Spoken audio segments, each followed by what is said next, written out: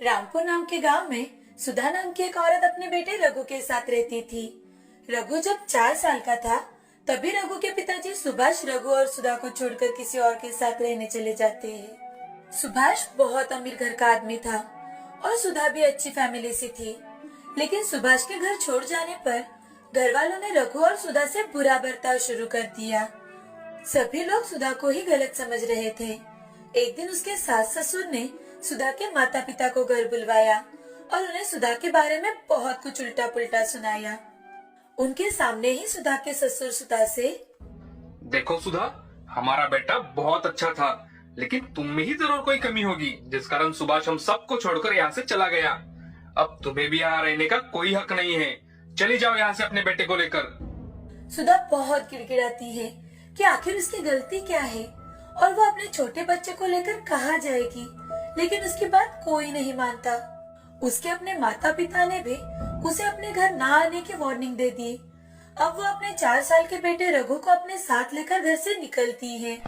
सुधा चलती जाती है, लेकिन उसे कोई रास्ता नहीं दिखाई दे रहा था।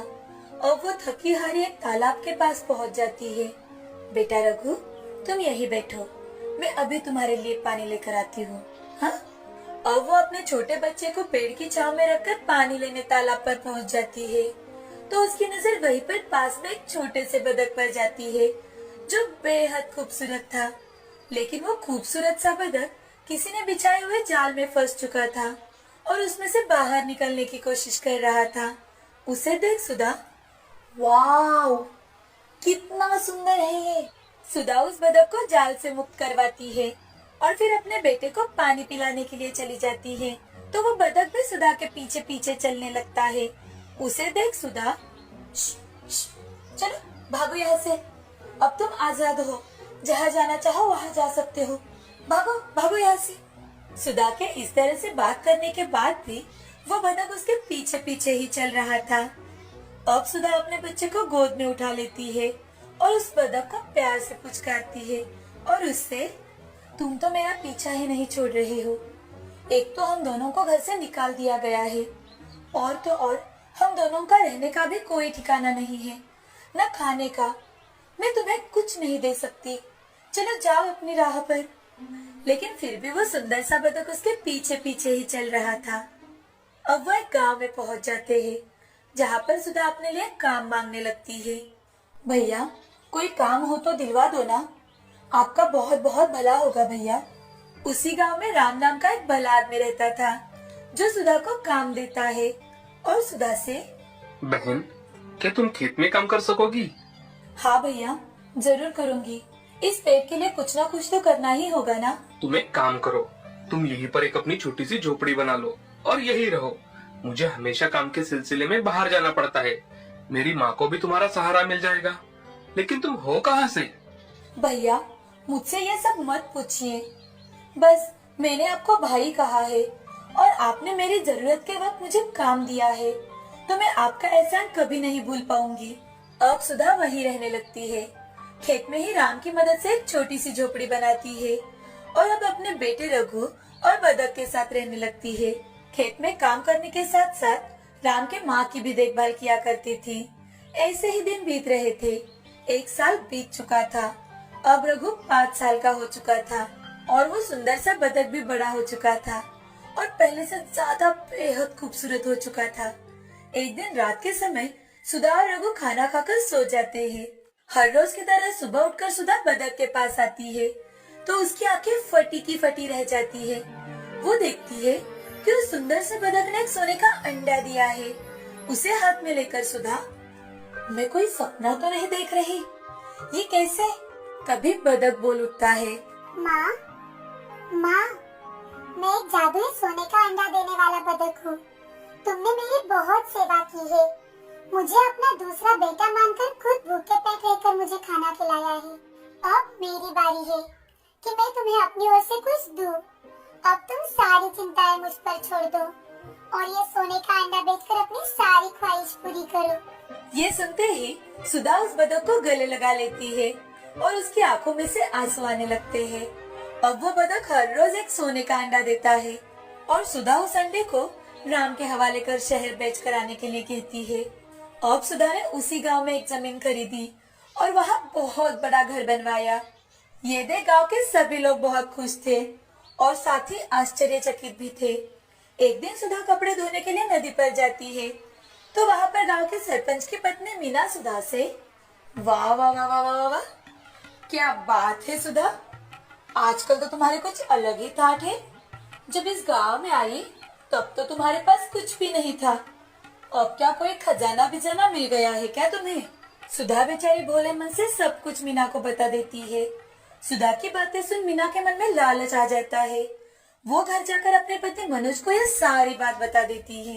मनोज सिर्फ सरपंच नहीं था, वो इस गांव का सबसे अमीर इंसान था, लेकिन फिर भी लालच के कारण रात के समय मनोज और मीना दोनों मिलकर सुधा के घर घुस जाते हैं और वो सोने का अंडा देने वाले बतख को चुराने की कोशिश करते हैं, लेकिन बतख जोर जोर से चिल्लाने लगता है।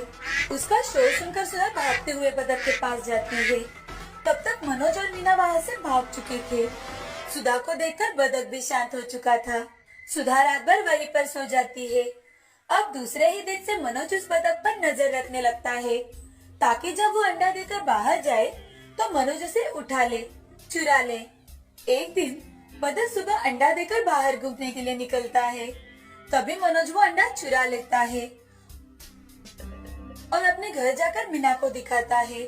उसे देख मीना, देखा देखा, मैंने कहा था ना कि ये सोने का ही अंडा है जिस कारण सुधा अमीर होती जा रही है, उसने खुद मुझे बताया था। मीना, अब मैं इसे अपनी तिजोरी में रख देता हूँ ताकि किसी को हम पर शक न हो। हाँ जरूर, कुछ दिन बीत जाने के बाद हम इसे बेचेंगे। और हाँ, आप हर रोज जाकर देखिएगा, शायद हमें और ज्यादा अंडे मिल जाए। हाँ, इससे हम पूरे गांव में सबसे अमीर बन जाएंगे। अब मनोज अंडे को तिजोरी में रख देता है। हर रोज की तरह सुबह उठकर सुधा जब बतख के पास जाती है तो उसे अंडा कहीं नहीं दिखाई देता। वो मायूस हो जाती है। उसे समझ में आ जाता है कि उसके घर में अंडे की चोरी हो चुकी है, लेकिन वो चुप रहती है, किसी को कुछ भी नहीं बोलती। अब दूसरे दिन भी मनोज सोने के दूसरे अंडे को चुराने के लिए सुधा के घर बहुत जल्दी पहुंच जाता है, लेकिन सुधा उस रात बतख के पास ही सोती है तो मनोज का अंडा चुराने का वक्त ही नहीं मिलता। अब वो घर जाकर तिजोरी में रखे हुए सोने के अंडे को देखने के लिए जाता है।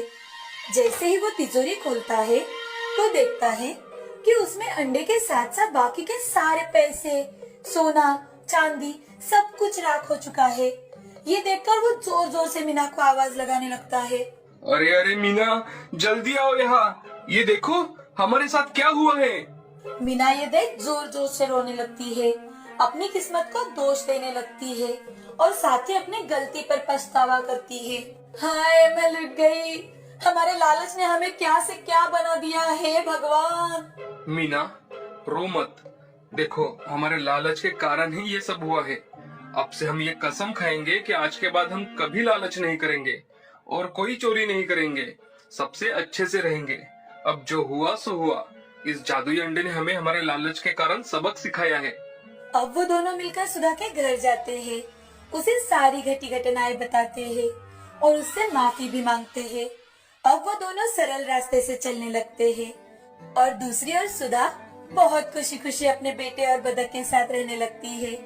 अब दिन ब दिन वो तरक्की करती है, साथ ही गांव के हर जरूरतमंद को भी मदद करती है। गांव में सड़कें बनवाती है, तालाब बनवाती है, पूरे गांव को वो हरा भरा कर देती है।